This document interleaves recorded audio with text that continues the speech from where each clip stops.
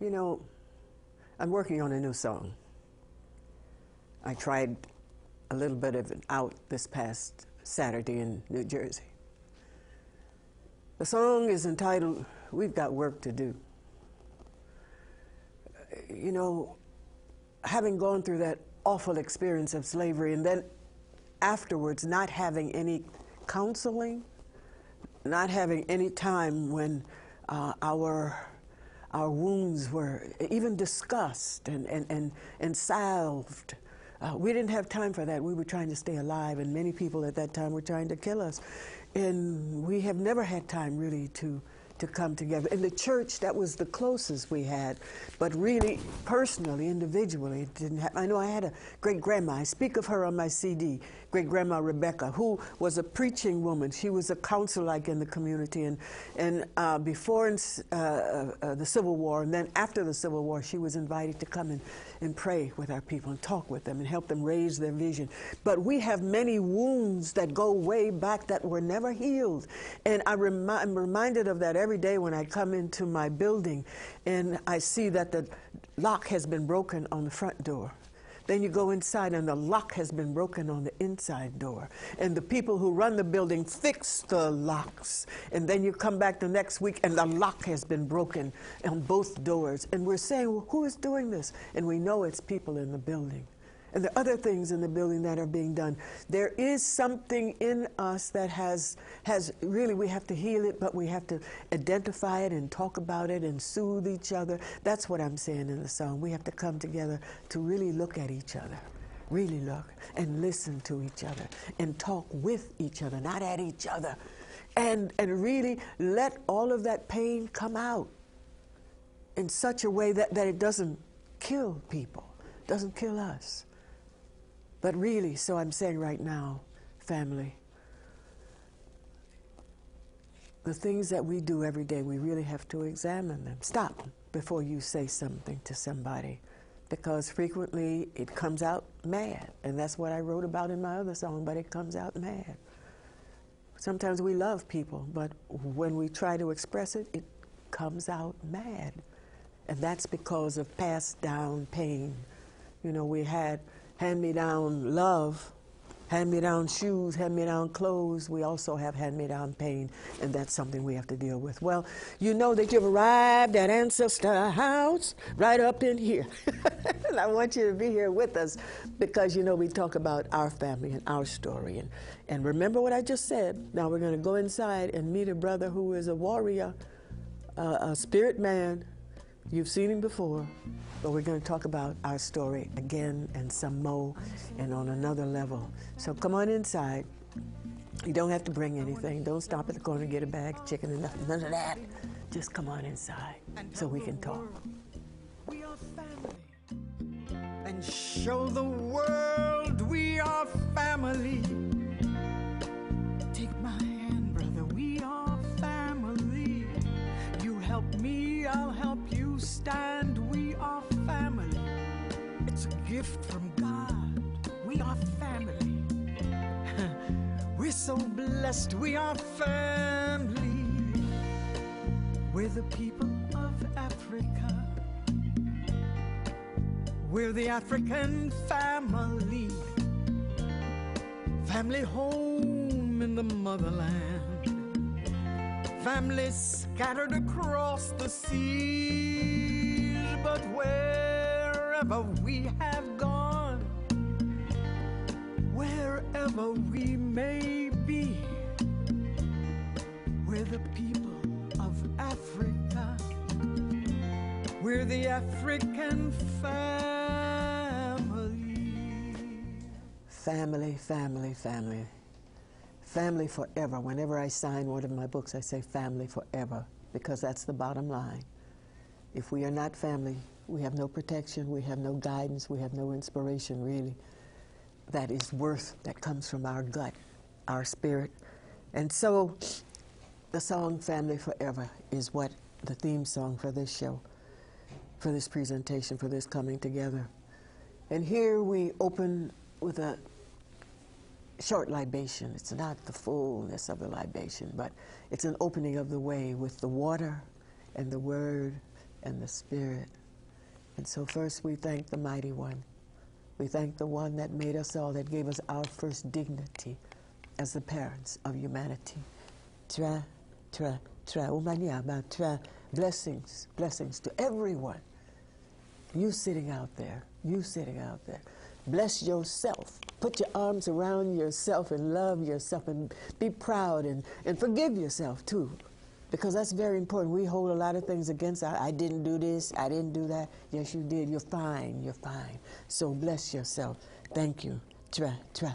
Then let us thank the Creator for giving us life, for sustaining our lives, for bringing us this far, for surrounding us with beauty.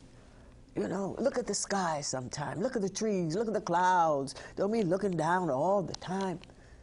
Because there's beauty, a gift from the great Creator.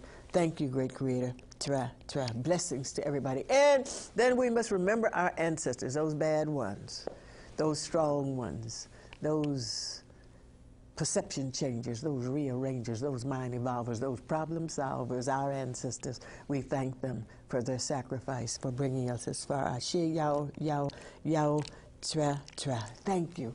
And we have to remember that there are those people who do not want us to do what we have to do, what we're here to do. And they plot and plan against it.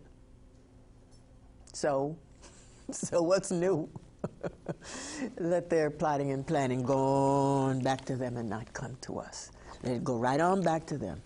Because we are the mothers and fathers of humankind, and can't nothing change that. That's what we be. That's what we been. That's what we done been. That's what we've been done been. That's what we will always be. And let me get off of that and go into thanking our guest, the great, the legendary, Dr. Reverend Bob Law. You take that one. Yeah. Thank you, thank you, thank you, thank you for coming back again. Thank you with us. You who have been on the radio, on the airways for so long, doing such good work and bringing us not just music, but the world behind the music and the vision that inspired some of our good music. What's happening now on the radio? Because there are people who are just criticizing all kinds of things out there. I think and then there are other people who are very afraid, and they're jumping back. And all of that is happening. All of that is happening. What's happening in our radio? It is almost non-existent, particularly at the level that we need it to be. Yes. You know, there's, with Obama in the White House, right, there has been the right wing really controls the media in this country. With Obama? Not because of Obama, yeah, okay, but I put that in the wrong sequence. Okay. The right wing really controls the media in this country. Right. With Obama in the White House, that media has begun an assault on Obama, which is intended to discredit him. The right wing media acts as though they are not aware of the rhythms in the rest of the world. Right. So they continue to talk like people are still paying attention to them. Yes. But what they really intend to do is to attract as much attention as they can, because they are hoping that there are more scared white people than there are intelligent white people. Yes. You know, they're really hoping that there are more ignorant white people than there are intelligent white people. That was their game before. They were working on Absolutely. fear, always putting fear in the people. Absolutely. When people say that Sarah Palin as a choice was a dumb choice, it really wasn't a dumb choice according to their thinking. It wasn't like they made an error. What they had decided to do was just take a gamble. They were losing. Wow. But they were hoping that she would be able to attract the fear, that she would be able to attract the insecure. And they are hoping that there are many whites who still buy into the need for white dominance. Right. And so now you get the media attacking Obama. But our problem is that we don't have a media anymore that is in a position to respond adequately. We have people who are insightful, like my brother Imhotep. Right. But he's only on the air one day a week. That's right. You know, on a major commercial radio station. Right. Around the country, front page in Los Angeles, ending up Bernie Hayes in St. Louis, people that I know, John Arnold in Detroit. A lot of the voices that would speak back effectively have been eliminated. Do Not to people mention know that? Night Yeah. Talk. Yes, Night Talk. That's where I first met you. Yeah. Yeah, that was. It was the only program that I knew of at that time, and the people who brought me to see you at that time because of the kind of music I was doing. That's when I really discovered black radio, really, and it was a place where you can come and do your poetry and make it because it was real, and do your music because it related to us. But the voices were powerful. Yes. Which is the reason that it needed to be eliminated. See, one of the things that happened with black radio is the Million Man March. When the Million Man March occurred, Jimmy Breslin even wrote about it in his column, I believe in the Daily News, wherever he worked for.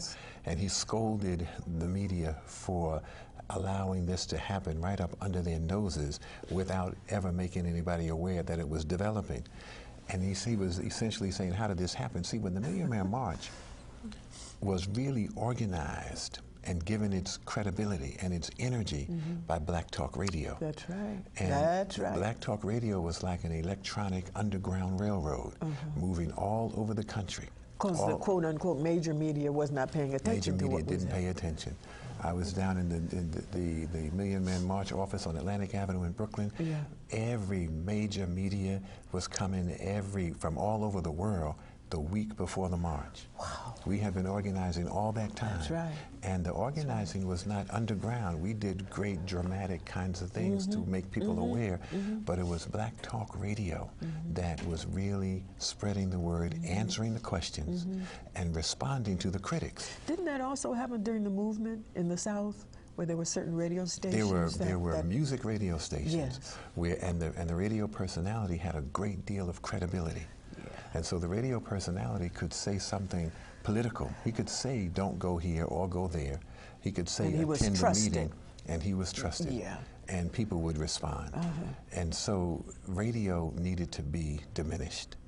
And so that is what began to happen. When you look at what's happening with the criticism of Obama, there are people who are criticizing his economic stimulus plan. Yes. But there's nobody on the radio in enough time.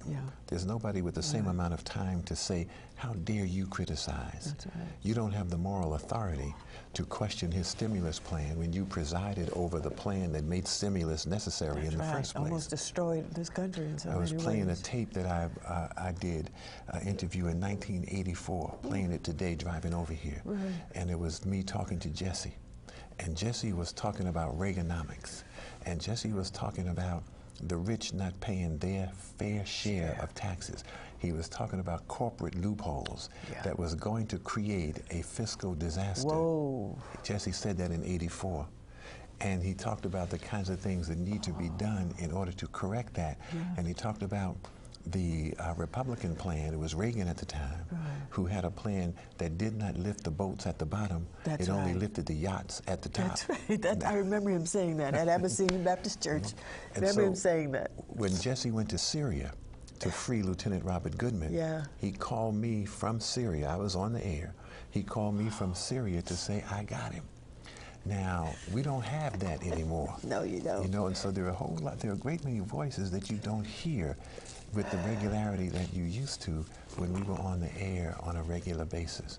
And that's really what is missing. It's not just that these lunatics are criticizing black people, see, for instance, the monkey ad in the New York Post.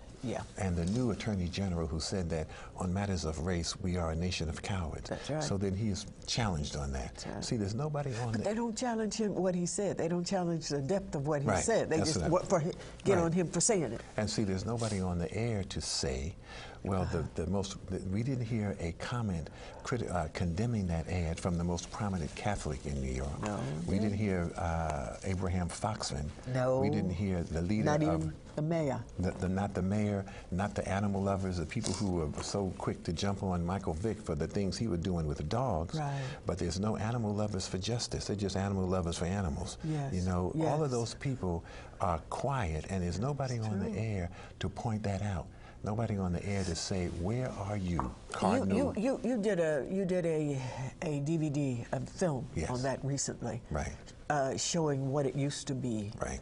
and the lack of it now, but you showed mostly what was there before, the people who were there. Right. What happened to those people? What happened to that? The film shows the glory days of radio because it's about the decline. So we show people what the decline is from, and then it begins to explain what the how it is that black radio is kept poor by design, and there's a collusion between the ad industry and the ratings company, and so we point all of that out. And not only did I point it out, but the Attorney General here in New York State, Andrew Cuomo, won a lawsuit against the ratings company, making the same argument that I make in the film. What is that? Shall we name it? Arbitron. Arbitron. Yes. And what happened is now the film now finds itself embroiled in a struggle because it is a question of intellectual property. I mean, you had in that film some of the most prominent radio, not just personalities, but people who really spoke out, who were telling things as they are. All through that film, I saw it. I was so happy to see it. Well, I drew on, in putting that, I wrote that film. I wrote the script. I constructed the film. I identified the people who would be in the film. Yes. I brought people into the discussion who give great credibility, authenticity to what was being said. And so it's people who have real experience, real knowledge, have a legacy in radio. Yes. And so in that sense, again, as I wrote it and I put it together, I identified the people. I tell, it's my analysis when we talk about what's going on in radio. And so it is, in my view, it is my intellectual property. Yes. But there are some others who worked with me on the project who say that it is theirs, that they own it. And the problem with them saying that they own it is not just that they say they own it, but that they will not allow me access to the film. And so I don't have a copy of the film. Did you hear me in my introduction talking about how we need some healing? Absolutely. How we have some scars from before, not trusting one another and getting over on one another and all of those things. Yeah. So this is another example of that kind of behavior. That's how I feel about it. Yeah, you know, me too. I think that it is my intellectual property, and so we are involved in a struggle to get control of the film. I see. So here's what happened. I've had a conversation with a number of people who have been with me for years, colleagues in radio, colleagues in the struggle, family, friends, and people who came, people even flew in for the meeting and had a conversation with me, and here's what we decided. Two things are going to happen. All of the people who were in the film, because the people who are claiming the film have also decided to edit me out and make a new film and put other people in it. Still my story and my whole, intellectual issue, my intellectual input, property, but they're going to imitate it and make an imitation version of the film, and even use some of the people that were in the original film. And they've also identified some other people who are in radio, not at the same level, who do the new film. So they're going to imitate the film, but it's still not giving me a copy of the original film. The people who were in the film, Al Sharpton. In the original film.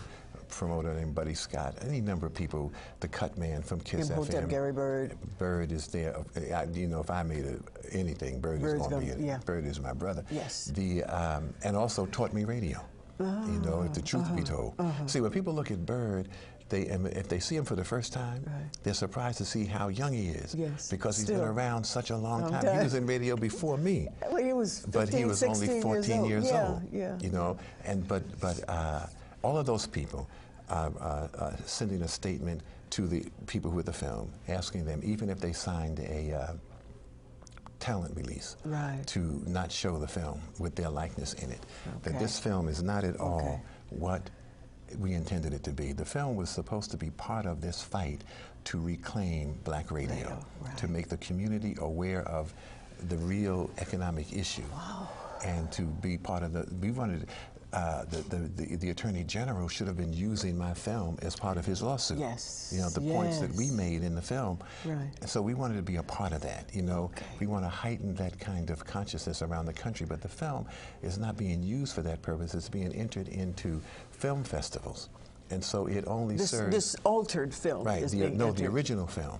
The original film is only being entered in film festivals, which serves to promote the career of the people who say it's their film in the first place. Okay. But it's not been shown in any political venue. Yeah. And so what we've decided, we tried to get a temporary restraining order just to stop them temporarily long enough to say, what are you doing? Yes. And can we work this out? But Yeah. what's happened is the judge instructed us to take them to federal court. Okay. And so but I don't want to go to federal court. I don't want to go to court.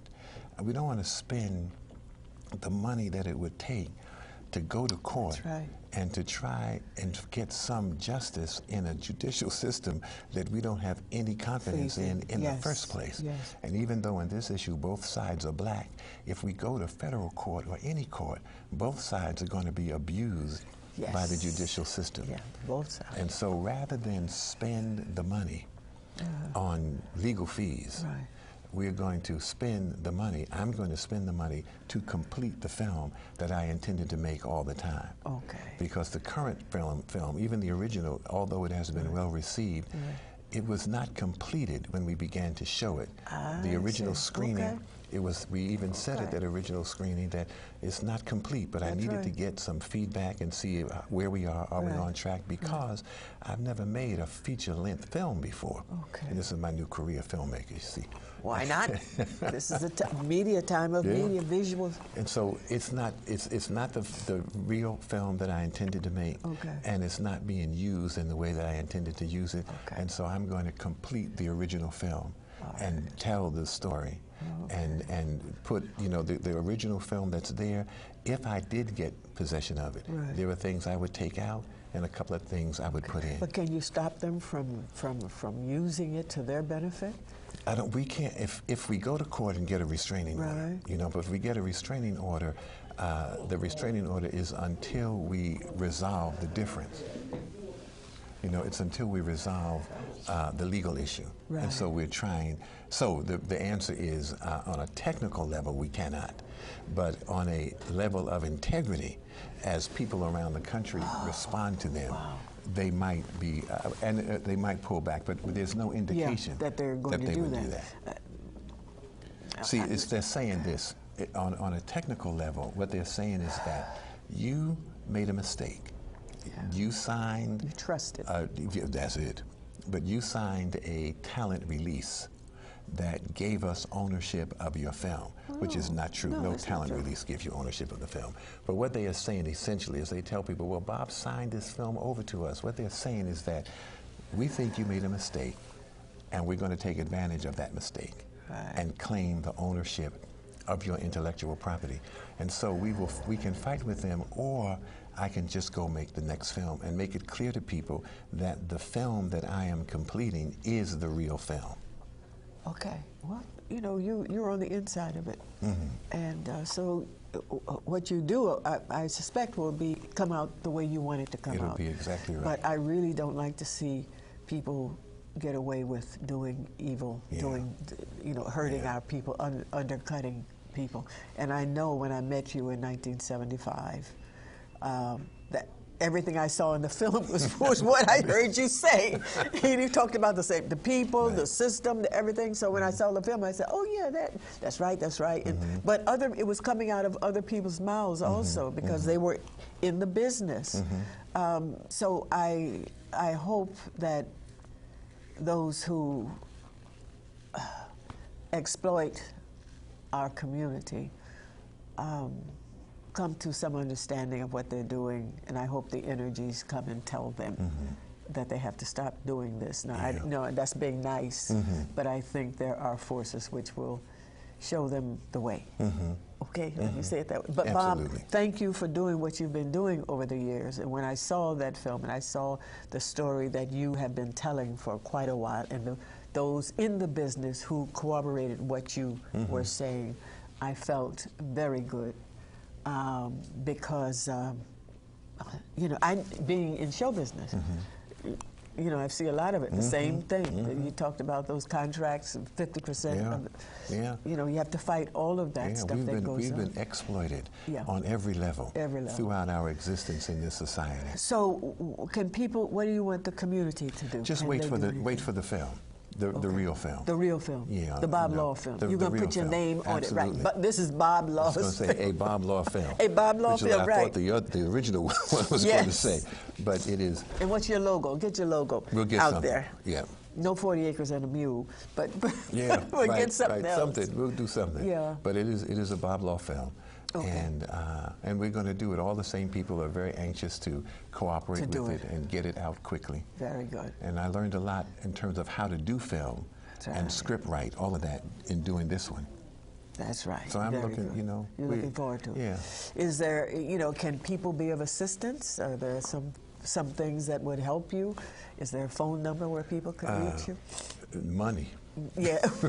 And since people don't have any money, then Don't say that. You know, you think it up. Yes, it comes. Name it and claim it. Yeah, name it and claim it. Bring it up. Yeah. What is there a phone number? Yeah, people can be in touch with me at 718-636-1967. 718-636-1967. And they can also, you have a business in Brooklyn, don't you? Yes, that's it. That's it? Okay. But it's on Vanderpute. It is, the actual location is on Vanderbilt Avenue, 637 Vanderbilt Avenue. 637 Vanderbilt At the Seafood Avenue. Cafe. At the and there are people Seafood who watch Cafe. this show who have come, who said that they heard us talk about it the last time. Good. Well, and have come to go visit again and come with something in your pocket. Yeah. This is a mighty film, and it's good if you just. I went to see a film the other day, and it was tremendous, and I can't even think of it right now. I'm just getting too old to think about things. Thank you for being with us this week on Ancestor House, and we'll see you next week, again telling the greatness of our people and about some of the stuff that we have to stop doing to one another. Thank you again. Thank you, Bob Law, for being here. Okay, all right. We're going to make this work. We're going to make it work. And that's how. I'm so glad we are family. I want to shout we are family and tell the world we are family and show the world we are family. Take my hand, brother, we are family. You help me, I'll help you stand. We are family. It's a gift from God. We are family. We're so blessed, we are family. We're the people of Africa. We're the African family. Family home.